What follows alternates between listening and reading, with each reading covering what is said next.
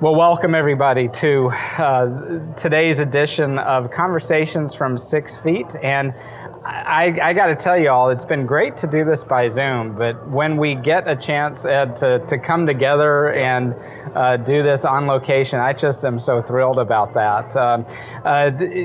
We are talking with our Conversations from 6 Feet, everybody, about kind of life stories through the pandemic time. What has God been up to during this time? And today, really thrilled to be meeting with Ed Price.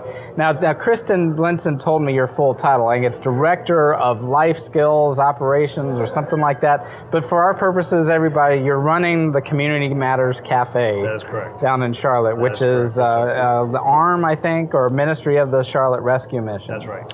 And one reason we're down here is that our fall festival that's coming up October 17th and 19th. Charlotte Rescue Mission is our sole partner, and we're really looking forward to a third year of partnership there, and just excited by the prospect of working with you all through that.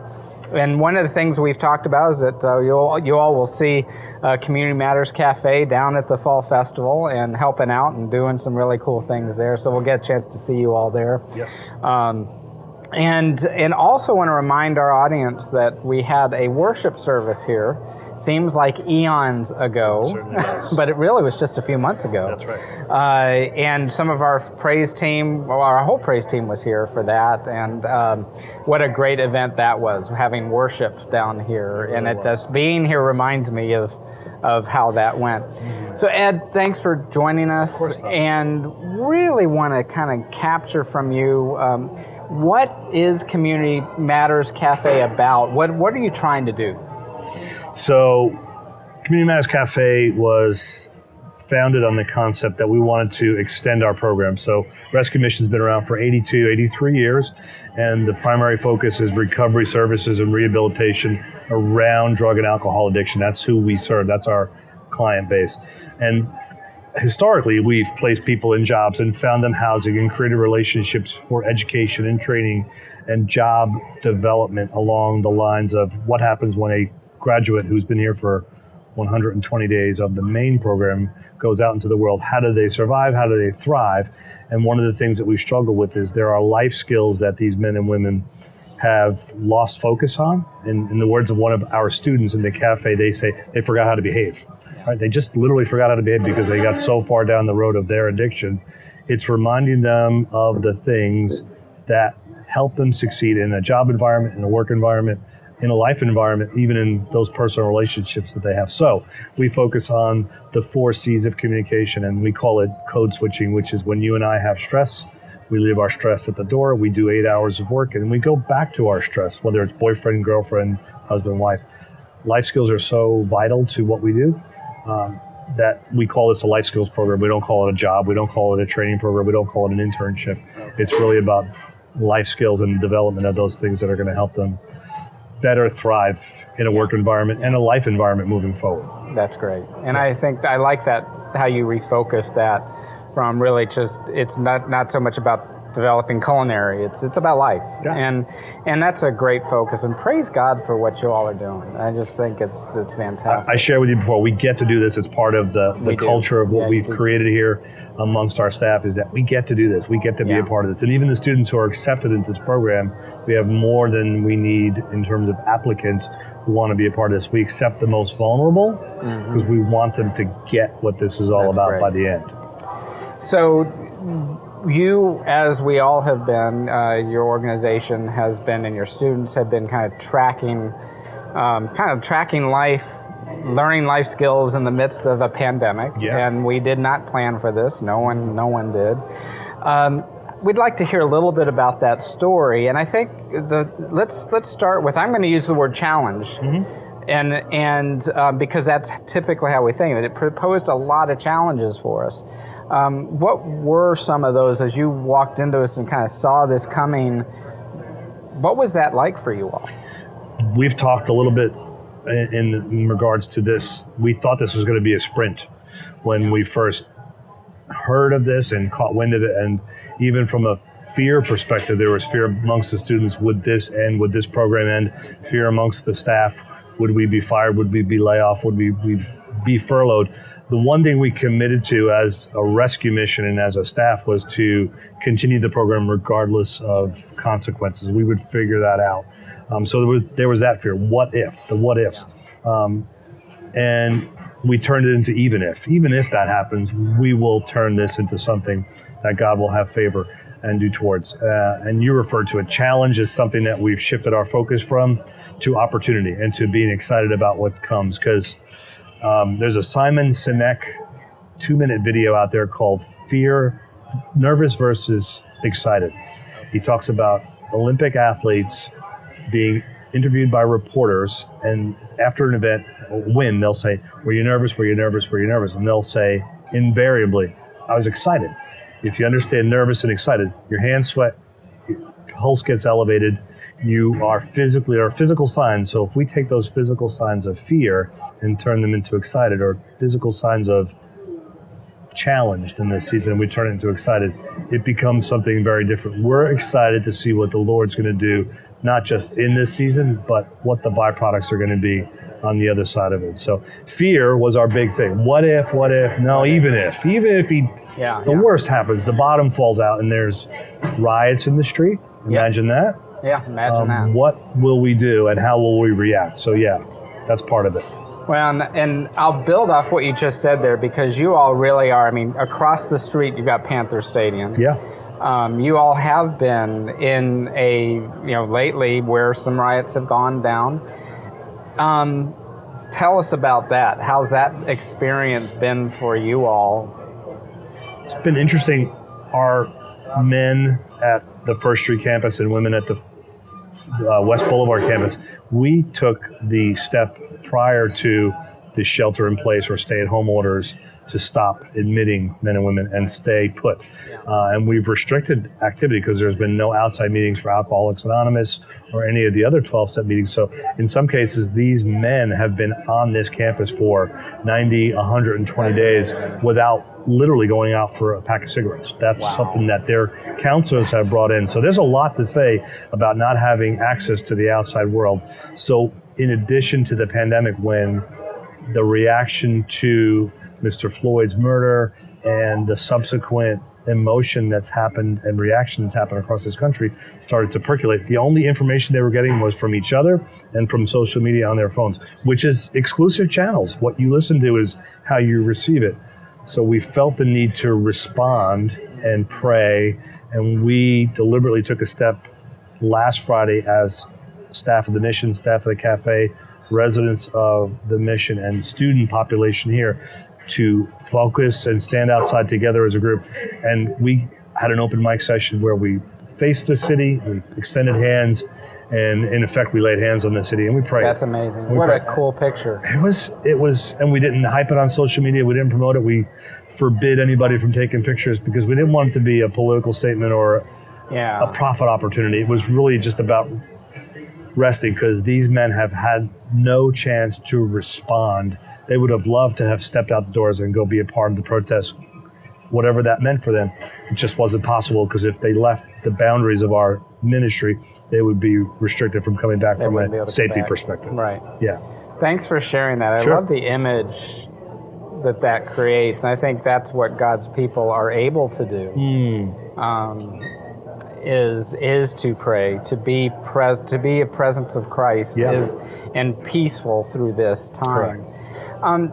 Thanks for sharing that, Ed. And so let's kind of couch that maybe within a general kind of how have you been experiencing the presence of Christ through this pandemic, and maybe share a story or two, however you want to go with that. But let's hear some good news from you, because I know you've got some stories. The good news is everything we thought would happen and the way we would react to this as a business and a ministry are completely different than the way he manifested himself in the response that he chose.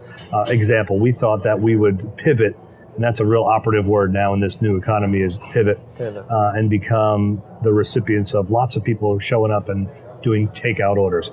That flattened straight up, and no one really showed up because client base is all business folk. It's not men and women who live around here. Downtown. And they weren't coming downtown. They weren't going to their office towers, and they weren't getting in their car just to come here for a coffee or a sandwich. So that quickly evaporated. One church from our community reached out and said, hey, we'd love to engage you as a restaurant and feed the men and women of the rescue mission. Great idea. We thought that was such a great idea. We shared it with other church partners. And that created this outpouring of, wow, we've got these 30 odd students and some staff members. We can engage them by creating catered meals and delivering them. And it went even further. Outside of just feeding the men and women of the rescue mission, we had churches and sponsorships from foundations come in and say, hey, would you feed the men's shelter, Urban Ministries, the Harvest Center, the Relatives, Union County Shelter, and the list goes on. We produced about 20,000 meals over the first 8 weeks of this pandemic. God showed up in a way, not so much from a profit perspective, but from a practical perspective, because what do you do when there's no customers when you've got 30 men and women who've got hands who want to serve? They all know how to work. Our population of men and women know how to serve and know how to work, but they've got to have something to do. You can only clean something so many times before you become bored with it. And he turned this around in such a way that, imagine those who have been recipients of the men's shelter food line going back out to the men's shelter with food and serving those men and women. It's been incredible. Same time, the Payroll Protection Act that happened with that first round of stimulus funding was something because of a banking relationship that had been created by our CFO years ago. We were first in line.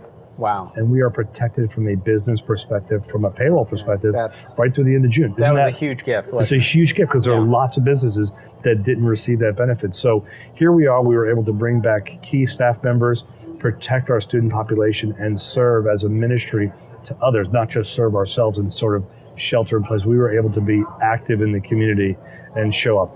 In the midst of all that, we were able to see our first year in business, we grew very rapidly. You were part of that, and you've seen and witnessed that to the point where we had to hire professionals to manage that growth. Right. This reset, orchestrated by our great God, has allowed us to focus not so much on profit and product, but on people and programs. So AA meetings are back in the building. Where they couldn't go out to AA meetings, we're doing Zoom AA meetings. People from around the country who are respected recovering alcoholics have been able to Zoom in and be a part of what we're in the middle of. We've been able to pray and be intentional about focusing on the development of their character by virtue of focusing on Jesus. And that's really been important as well. I love those stories, and thanks for sharing. We at Bethel, we call those God sightings. And it's a catchphrase. Just, where are we seeing God? And then to be a God sighting is that next step. And it sounds like you have been a God sighting to so many people through this time. As we wrap up today, what are some things you've learned? What are some takeaways out of all this? That going forward, for whether it's for yourself, for your partners, whatever they may be, what are a couple of takeaways you've had from all this, if you're even able yet to articulate that? For sure. I mean, the classic cliche phrase, scripture that Christians fall on is Jeremiah 29:11. But if you look at the context of that and the season that the children of Israel were in and where they were, and he told them to marry off their children and have children and children's children and make gardens and yield, right, from that season.